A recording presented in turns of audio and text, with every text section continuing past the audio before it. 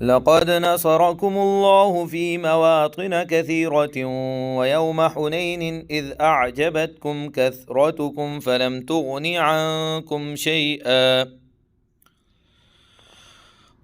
تغن عنكم شيئا وضاقت عليكم الأرض بما رحبت ثم وليتم مدبرين ثم أنزل الله سكينته على رسوله وعلى المؤمنين وأنزل جنودا لم تروها وعذب الذين كفروا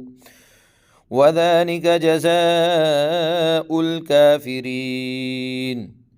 ثم يتوب الله من بعد ذلك على من يشاء والله غفور رحيم يا أيها الذين آمنوا إنما المشركون نجس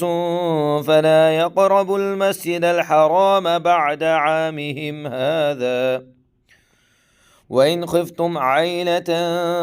فسوف يغنيكم الله من فضله إن شاء إن الله عليم حكيم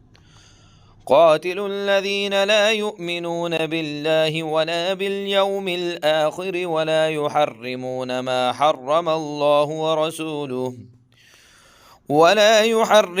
ما حرم الله ورسوله ولا يدينون دين الحق من الذين أوتوا الكتاب حتى يعطوا الجزية عن يد وهم صاغرون